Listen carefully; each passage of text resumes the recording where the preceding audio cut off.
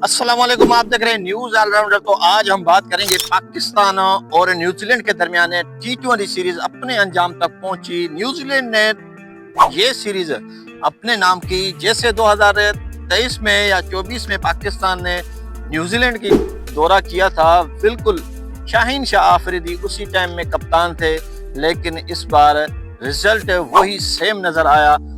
अब की बार सलमान अली का कप्तान थे, लेकिन कोई खास कर नहीं पाए। वहां भी 4-1 से सीरीज हार चुके थे, तो यहाँ भी 4-1 से सीरीज पाकिस्तान ने गंवा दी है।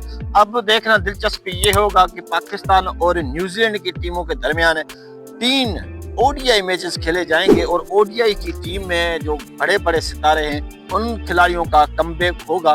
पाकिस्तान की बात की जाए ओडीआई सीरीज की, तो ओडीआई सीरीज 3 मैचों पर मुश्तमिल होगी, जिसका पहला ओडीआई मैच 29 मार्च से खेला जाएगा, और दूसरा 3 अप्रैल और फिर 5 अप्रैल से ये सीरीज शेड्यूल हुए ओडीआई सीरीज का। अगर हम इसकी प्लेइंग 11 की बात करें या स्क्वाड की पाकिस्तान की बात करें, तो पाकिस्तान के स्क्वाड में बड़े बड़े नाम खिलाड़ी शामिल हैं, जिसमें सबसे ज्यादा अहम जो बातें हो रही हैं कि T20 सीरीज से बाहर जिन खिलाड़ियों को बिठाया गया था, उनमें मोहम्मद रिजवान और किंग बाबर आजम है।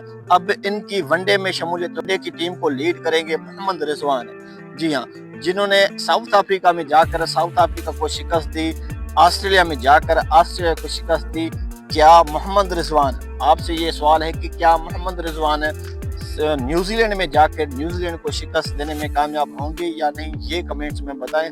आगे बढ़ते हैं और प्लेयर्स की बात करें तो भाई गरीबों का क्लासन भी इसी टीम में मौजूद है। जी हाँ, मैं बात कर रहा हूँ तैयब ताहिर की। तो उसके अलावा किंग बाबर आजम भी इसी टीम में है। शुक्र है कि हारिस रऊफ और शाहीन शाह आफरीदी ओडीआई का हिस्सा नहीं है, उनको सिर्फ T20 तक मौजूद किया गया था, लेकिन T20 में भी उन भाई साहब शाहीन शाह आफरीदी भाई साहब की थी दुर्गत बना दी थी सिर्फ 2 न्यूजीलैंड के बल्लेबाजों ने, टिम शेफर्ड और फिन एलन। तो जी हाँ, इस बार फिन एलन नहीं चले इतना, तो टिम शेफर्ड धुआंधार बैटिंग, जबरदस्त कमाल की लाजवाब पूरी सीरीज बंदा वो ले गया।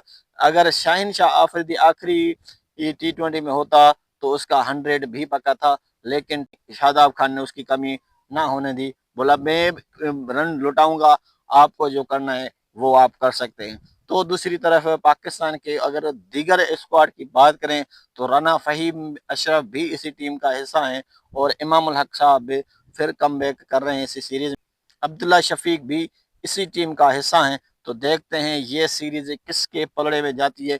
क्या मोहम्मद रिजवान एक बार फिर कोई नया इतिहास रचेगा, या पाकिस्तान एक बार फिर शिकस्त से हमकिनार होके आता है। वीडियो अगर अच्छी लगी तो वीडियो को लाइक शेयर जरूर करें।